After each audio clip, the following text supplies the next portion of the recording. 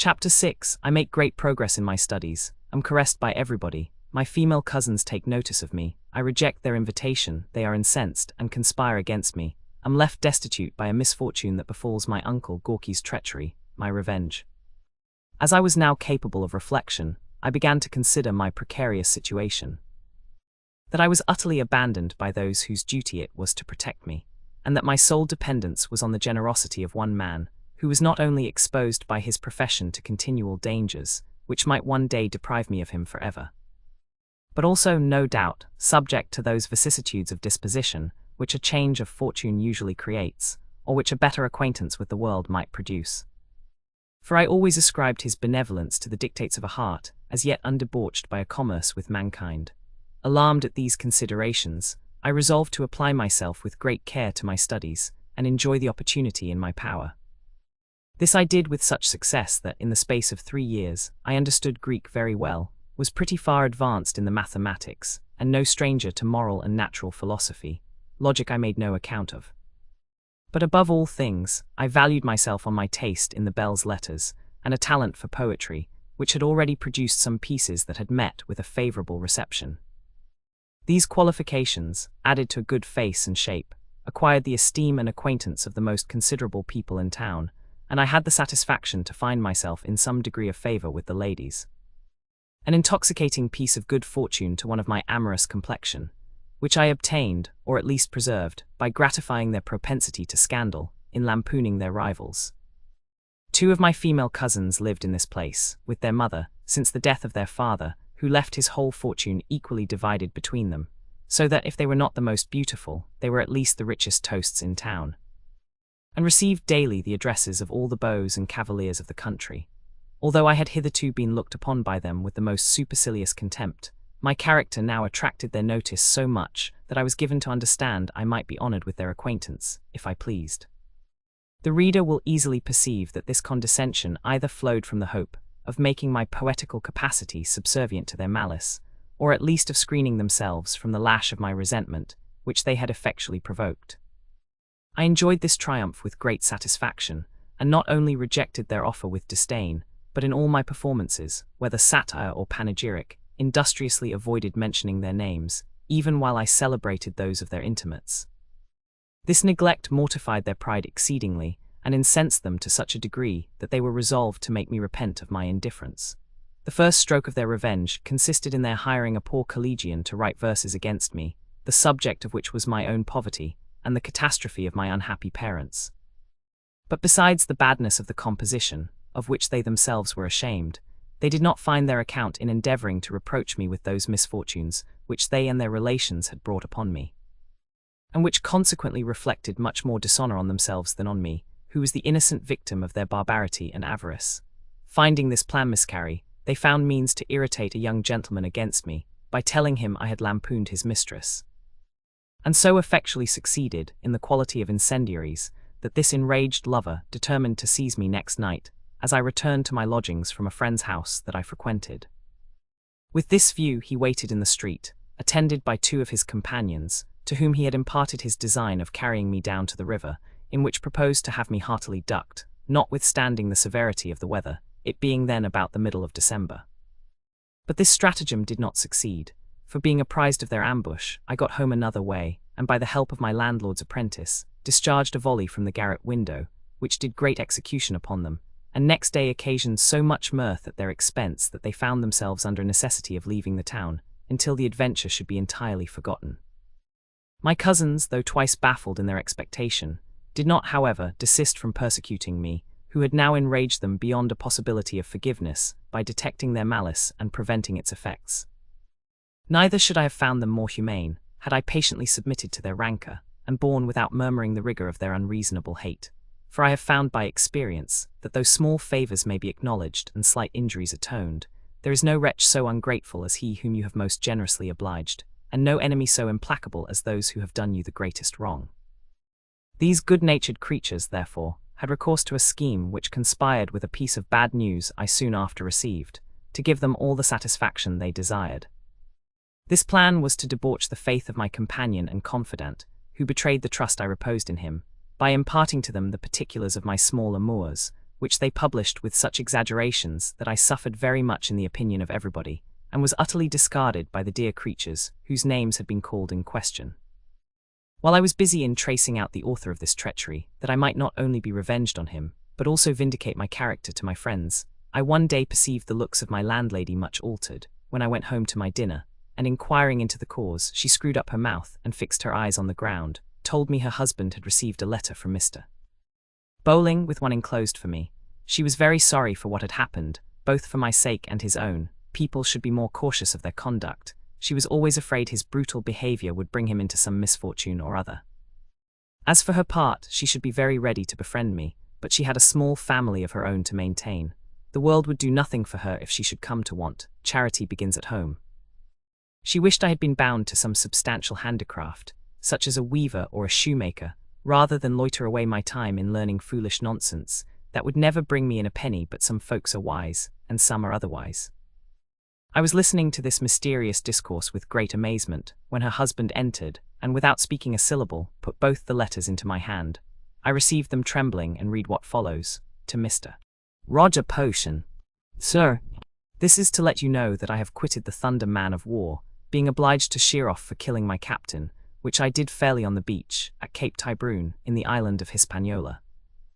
Having received his fire and returned it, which went through his body, and I would serve the best man so that ever stepped between stem and stern, if so be that he struck me, as Captain Oakham did.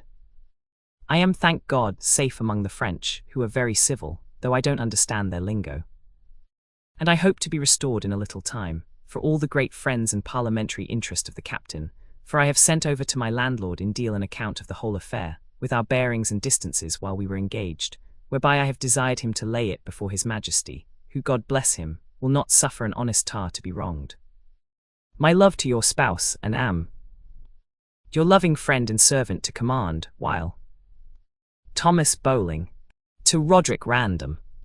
Dear Rory, don't be grieved at my misfortune, but mind your book, my lad. I have got no money to send you, but what of that? Mr. Potion will take care of you for the love he bears to me, and let you want for nothing, and it shall go hard, but I will see him one day repaid. No more at present, but rests. Your dutiful uncle and servant, till death. Thomas Bowling. This letter, which with the other was dated from Port Louis, in Hispaniola, I had no sooner read than the apothecary, shaking his head, began. I have a very great regard for Mr. Bowling, that's certain, and could be well content, but times are very hard. There's no such thing as money to be got. I believe tea's all vanished underground for my part. Besides, I have been out of pocket already, having entertained you since the beginning of this month, without receiving a sixpence, and God knows if ever I shall, for I believe it will go hard with your uncle. And more than that, I was thinking of giving you warning, for I want your apartment for a new prentice, whom I expect from the country every hour. So I desire you will this week provide yourself with another lodging. The indignation which this harangue inspired gave me spirits to support my reverse of fortune, and to tell him I despised his mean selfish disposition so much that I would rather starve than be beholden to him for one single meal. Upon which, out of my pocket money, I paid him to the last farthing of what I owed, and assured him I would not sleep another night under his roof. This said, I sallied out in a transport of rage and sorrow, without knowing whither to fly for shelter, having not one friend in the world capable of relieving me, and only 3 shillings in my purse. After giving way for a few minutes to the dictates of my rage, I went and hired a small bedroom, at the rate of 1 shilling and 6pence per week, which I was obliged to pay per advance, before the landlord would receive me. Thither I removed my luggage, and next morning got up, with a view of craving the advice and assistance of a person who had on all occasions loaded me with caresses and made frequent offers of friendship, while I was under no necessity of accepting them. He received me with his wonted affability, and insisted on my breakfasting with him, a favour which I did not think fit to refuse. But when I communicated the occasion of my visit, he appeared so disconcerted that I concluded him wonderfully affected with the misery of my condition, and looked upon him as a man of the most extensive sympathy and benevolence. He did not leave me long under this mistake, for recovering himself from his confusion, he told me he was grieved at my misfortune, and desired to know what had passed between my landlord, Mr. Potion, and me. Whereupon I recounted the conversation, and when I repeated the answer I made to his ungenerous remonstrance with regard to my leaving his house, this pretended friend affected a stare, and exclaimed, Is it possible you could behave so ill to the man who had treated you so kindly all along? My surprise at hearing this was not at all affected, whatever his might be. And I gave to understand with some warmth that I did not imagine he would so unreasonably espouse the cause of a scoundrel who ought to be expelled from every social community.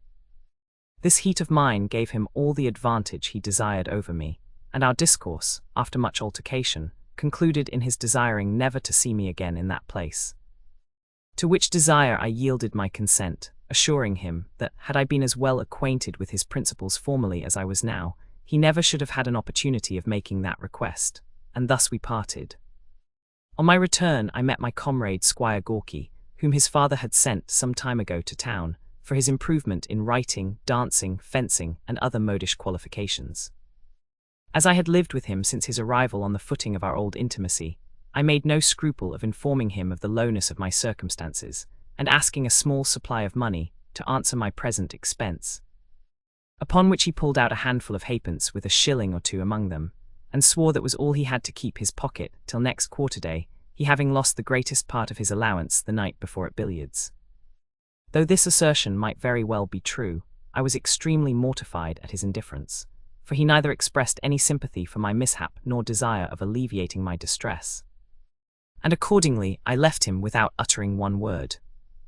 But when I afterwards understood that he was the person who had formerly betrayed me to the malice of my cousins, to whom likewise he had carried the tidings of my forlorn situation, which afforded them great matter of triumph and exultation, I determined with myself to call him to a severe account, for which purpose I borrowed a sword, and wrote a challenge, desiring him to meet me at a certain time and place, that I might have an opportunity of punishing his perfidy at the expense of his blood.